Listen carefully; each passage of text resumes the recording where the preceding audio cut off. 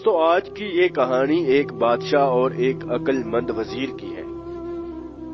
ایک دفعہ کا ذکر ہے کہ کسی بادشاہ کو اپنا وزیر تلاش کرنے کی ضرورت آ پڑی۔ پرانا وزیر اچانک مر گیا۔ اس کے 3 نائب وزیر بھی تھے اور انہی میں سے ایک کو وزیر اعظم بنانا تھا۔ تینوں عقل مند، وفادار اور ہوشیار بھی تھے اور بادشاہ کے خدمت گزار بھی تھے۔ ان میں سے ہر ایک نے بڑھ چڑھ کر بادشاہ کی خدمت کی تھی۔ اب بادشاہ کے لیے یہ فیصلہ کرنا مشکل ہو گیا تھا کہ ان تینوں میں سے کس کو وزیر اعظم چنے اور کس کو چھوڑ دے۔ بادشاہ ہر وقت فکر مند رہتا، حتیٰ کہ سوچ سوچ کر وہ بیمار پڑ گیا۔ اس کے دماغ پر اس پریشانی کا بہت اثر ہوا اور وہ باتیں بھولنے لگا۔ بھوک اس کی کم ہو گئی اور راتوں کی نیند اڑ گئی۔ لوگ جب بھی کوئی بات کہتے تو اسے لگتا جیسے یا تو اسے کچھ سمجھ نہیں آ رہا یا پھر سنائی نہیں دے رہا۔ عرض وزیر کے چناؤ کے مسئلے نے اسے پاگل سا کر دیا۔ اب درباری بھی جانتے تھے کہ بادشاہ صرف اس مسئلے کی وجہ سے پریشان ہے، مگر کچھ کر نہیں سکتے تھے۔ بادشاہ کو اداس دیکھ کر سب کے دل دکھتے تھے۔ آخرکار ایک دن انہوں نے فیصلہ کیا کہ کسی نہ کسی طرح بادشاہ کو دریا کے کنارے پکنک منانے پر رضامند کر دیا جائے۔ ممکن ہے کھلی فضا اور دریا کے نظارے سے بادشاہ کی طبیعت سنبھل جائے۔ دربار کے کاموں اور ملکی مسائل سے کچھ دیر کے لیے نجات پا کر بادشاہ کو یقیناً خوشی ہو گئی۔ لہذا بادشاہ کو سمجھا بجھا کر پکنک منانے پر رضامند کر لیا گیا اور پروگرام کے لیے دن بھی مقرر ہو گیا۔ اب مقررہ دن بادشاہ اپنے وزیروں، درباریوں اور ملازموں کے ہمراہ دریا کے کنارے پر شاہی پکنک منانے چلا گیا۔ درباریوں نے بادشاہ کی تفریح کے لیے کھانے پینے کے علاوہ کھیل اور تماشے کا بھی اہتمام کیا تھا۔ جس کا جی چاہے وہ دریا میں نہائے اور جس کا جی چاہے وہ دریا میں تیراکی کرے۔ دن نہایت خوبصورت تھا۔ پکنک پر آیا ہوا ہر شخص تفریح کے موڈ میں تھا۔ تمام انتظامات مکمل ہو گئے تھے۔ اچھے لوگ ساتھ تھے، بہترین پکے ہوئے انواع و اقسام کے کھانے۔ بادشاہ پر ان چیزوں کا بہت اچھا اثر ہوا۔ کئی دن بعد بادشاہ اپنی فکر کو بھول کر سیر و تفریح کا لطف اٹھانے لگا۔ موسیقار دھیمے سروں میں ساز بجا رہے تھے اور دریا کی لہروں میں بھی موسیقی تھی۔ بادشاہ نہایت اطمینان کے ساتھ دریا کے کنارے بیٹھا موسیقی سے لطف اندوز ہو رہا تھا۔ اچانک اس کی نظر قریب بیٹھے ہوئے تینوں نائب وزیروں پر پڑی اور پھر وہ اسی فکر میں بادشاہ کو آ کر گھیر دیا۔ وزیر اعظم کے چناؤ کا مسئلہ پھر اس کے ذہن میں آ گیا۔ اب یوں لگتا تھا جیسے صاف ستھرے آسمان کو اچانک سیاہ بادلوں نے ڈھانپ لیا ہو۔ بادشاہ کی ساری خوشی اور بے فکری کافور ہو گئی۔ بادشاہ اب خالی خالی نظروں سے دریا کی چمکیلی لہروں کو گھور رہا تھا۔ دیکھتے دیکھتے اس کی نظر ایک گول سی چیز پر پڑی جو دریا میں بہتی چلی آ رہی تھی۔ بادشاہ نے فوراً اپنے پاس بیٹھے وزیروں کو مخاطب کیا اور کہا، سامنے دریا میں کوئی چیز آ رہی ہے، پتہ نہیں کیا ہے، یہ معلوم نہیں۔ تینوں میں سے ایک نے آنکھوں پر ہاتھ کا سایہ کیا اور غور سے دریا کی طرف دیکھ کر بولا، عالی جاں، جہاں تک میرا خیال ہے کوئی پھل قسم کی کوئی چیز ہے۔ دوسرا وزیر اسی وقت اٹھ کر دریا کے پانی کے عین قریب چلا گیا اور کچھ دیر پانی کو دیکھتا رہا، پھر واپس آ کر بادشاہ سے کہنے لگا، جی ہاں عالی جاں، یہ پھل ہی ہے اور جہاں تک مجھے اندازہ ہے یہ آم کا پھل ہے۔ اب اسی وقت تیسرا نائب وزیر بغیر کچھ کہے اٹھا اور پانی کے بہاؤ کے قریب چلا گیا۔ آم اب دریا کے اس حصوں میں لہروں پر بہتا آگے نکل جانے کو تھا کہ اس نے پگڑی اور چگا اتار کر دریا میں غوطہ لگایا اور دریا میں کود پڑا، پھر تیرتے ہوئے پھل کے قریب پہنچا اور اسے اٹھا لیا۔ پھل لے کر جلدی سے کنارے پر آیا اور نہایت احترام کے ساتھ بادشاہ کی خدمت میں حاضر ہوا۔ بادشاہ کی خدمت میں حاضر ہو کر بولا، جی ہاں عالی جاں، یہ بالکل تازہ آم ہے اور اس کو خوش ذائقہ بھی ہونا چاہیے کیونکہ بہت اعلیٰ قسم کا ہے۔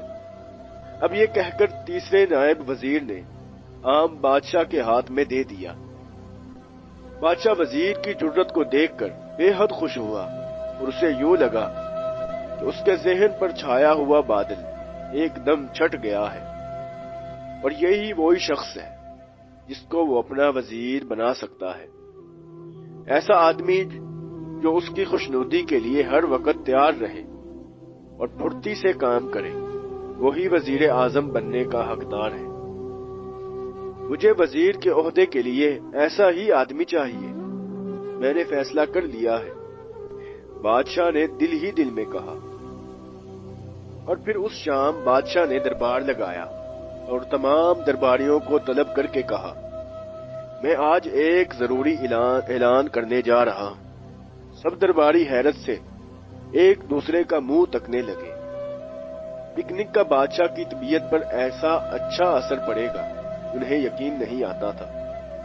جب سب اہل دربار جمع ہو گئے تو بادشاہ نے اپنی باروب آواز میں اعلان کیا، میں نے اپنا وزیر اعظم چن لیا ہے۔ حاضرین میں جوش و خروش کی لہر دوڑ گئی۔ سب کے ذہن میں یہی دو سوال تھے، کس کو وزیر اعظم چنا ہے؟ بادشاہ اس فیصلے پر اچانک کیسے پہنچ گیا؟ بادشاہ کچھ دیر خاموش رہ کر اپنے درباریوں کی بے چینی کا مزہ لیتا رہا اور پھر بولا، دریا کی لہروں پر بہتے ہوئے ایک آم نے مجھے فیصلہ کرنے پر مجبور کر دیا۔ ایک آدمی جسے نہ تو میں نے حکم دیا اور نہ ہی کوئی اشارہ کیا، وہ فوراً دریا میں کود پڑا اور آم پکڑ کر میرے پاس لے آیا۔ میں آج سے اس کو اپنا وزیر اعظم مقرر کرتا ہوں اور آپ سب کو اندازہ ہو گیا ہوگا کہ کون وزیر اعظم ہوگا۔ بادشاہ نے پھر کہا، مجھے یقین ہے وہ آدمی جو چھوٹے سے چھوٹے کام کے لیے اتنی جرت دکھاتا ہے وہ بڑے کاموں کو بھی خوبی سے کرے گا۔ میں نے اس شخص کو اس کی باتوں سے نہیں بلکہ اس کے کام سے پہچانا ہے اور میں اپنے فیصلے پر بہت خوش ہوں۔ اس لیے دوستو، انسان اپنی زبان سے نہیں بلکہ کام سے پہچانا جاتا ہے۔ دوستو، آج کا دوسرا قصہ ایک کسان اور اس کے کاہل بیٹے کا ہے۔ ایک چھوٹے سے گاؤں میں ایک کسان رہتا تھا۔ اس کا ایک ہی بیٹا تھا جو انتہائی درجے کا سست اور کاہل تھا۔ وہ سارا دن گھر پر پڑا سوتا رہتا اور کسان بیچارہ اکیلا کھیتوں میں کام کرتا۔ کسان اب برا ہو رہا تھا۔ اس نے سوچا اب اس کے بیٹے کو اس کا کاہل پن ختم کر دینا چاہیے، لیکن کیسے؟ آخرکار کسان کے ذہن میں ایک ترکیب آئی۔ اگلے دن کسان نے صبح سویرے بیٹے کو جگایا اور کہا، اٹھو، شہر جا کر کچھ کام تلاش کرو تاکہ تمہیں محنت سے کمائی رقم کی اہمیت کا اندازہ ہو سکے۔ یہ کہہ کر کسان اپنی کدال سنبھالتا کھیتوں کی جانب بڑھ گیا۔ باپ کے نکلتے ہی بیٹا بگڑا ہوا منہ بنا کر ماں کے پاس گیا اور کہنے لگا، اماں، میں کیسے کماؤں گا؟ مجھے تو کوئی کام کرنا ہی نہیں آتا۔ بیٹی کی بگڑی ہوئی شکل دیکھ کر ماں بے چین ہوئی اور کمرے میں جا کر کچھ سکے لے آئی اور کہا، یہ سکے رکھ لو، جب تمہارا باپ کمائی کے متعلق پوچھے تو اسے یہ پیسے دکھا دینا۔ چنانچہ بیٹا شہر کی طرف روانہ ہوا۔ پورا دن وہ گھومتا پھرتا رہا اور خوب مزے کیے۔ جب شام کو گھر واپس لوٹا تو دیکھا کہ باپ برآمدے میں چارپائی پر بیٹھا اس کا انتظار کر رہا ہے۔ وہ آگے بڑھا اور سکے باپ کی گود میں رکھے اور بولا، ابا، آج پورے دن محنت کر کے یہ کمایا ہے میں نے۔ باپ نے ایک نظر سکوں پر ڈالی اور سکے اٹھا کر برآمدے میں جلتے ہوئے چولہے میں پھینک دیے اور اندر چلا گیا۔ بیٹے نے لاپرواہی سے کندھے اچکائے اور کھانا کھا کر سو گیا۔ دوسرے دن پھر کسان نے بیٹے کو شہر جانے کو کہا۔ بیٹا پھر شہر کی جانب چل پڑا۔ شام کو اس نے ماں کے دیے ہوئے سکے باپ کو دیے تو کسان نے پھر سے انہیں چولہے میں پھینک دیا۔ اب کئی دن تک یہی تماشا چلتا رہا اور یہی معمول رہا، یہاں تک کہ جب اس نے اپنی ماں سے سکے مانگے تو ماں نے کہا، میرے پاس جتنے سکے تھے وہ سب ختم ہو گئے، اب جاؤ اور خود کماؤ اور سکے لا کر باپ کے ہاتھوں میں رکھو۔ بیٹا ماں کے انکار پر مایوس سا ہو گیا اور شہر کی جانب چل پڑا۔ شہر پہنچنے کے بعد کام کی تلاش میں ایک چائے والے کے پاس گیا۔ اب چائے والا بولا، میرے پاس جو لڑکا کام کرتا تھا وہ بیمار پڑ گیا ہے، اگر تم اس کا کام سنبھال لو تو میں تمہیں 3 سکے دوں گا۔ کسان کا بیٹا فوراً راضی ہو گیا۔ اس دن گرمی میں کام کرتے ہوئے اس کے ہوش ٹھکانے آ گئے۔ اس روز اسے احساس ہوا کہ اس کا باپ ان کے لیے کتنی محنت سے روزی کماتا ہے۔ شام کو جب چائے والے نے اسے 3 سکے دیے تو وہ بہت خوش ہوا اور سیدھا اپنے گھر پہنچا تو باپ کو اپنا منتظر پایا۔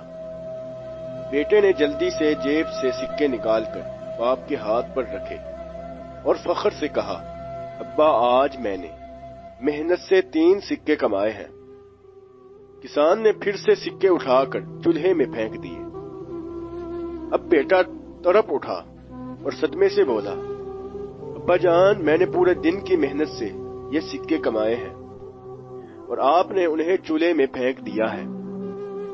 کسان دھیمے سے مسکرایا اور بولا، آج واقعہ ہی تم نے محنت سے کمائی ہوئی رقم میرے ہاتھوں میں رکھی ہے، اگر اس سے پہلے بھی تم خود کما کر لاتے تو ہر بار سکے پھینکنے پر یوں ہی تڑپتے جیسے آج تڑپے ہو۔ مجھے خوشی ہوئی کہ تم نے حلال رزق کمایا ہے۔ میرے لیے تمہاری محنت سے کمائے ہوئے یہ 3 سکے پچھلے 7 دنوں کے سکوں سے زیادہ قیمتی اور اہم ہیں۔ یہ سن کر بیٹا بہت شرمندہ ہوا اور باپ سے معافی مانگی، پھر عہد بھی کیا کہ آئندہ اپنے ہاتھوں سے رزق کمائے گا، جبکہ کسان اپنی ترکیب کارگر ثابت ہونے پر مسکرا دیا۔ اس لیے دوستو، انسان کو چاہیے کہ وہ محنت کرے اور حلال رزق کمائے۔ اور دوستو، اس طرح اچھی ویڈیو حاصل کرنے کے لیے ہمارے چینل کو سبسکرائب کریں اور بیل آئیکن کو دبا دیں تاکہ ہر نئی آنے والی ویڈیو آپ تک پہنچ سکے، اور اس ویڈیو کو لائک بھی کر دیں۔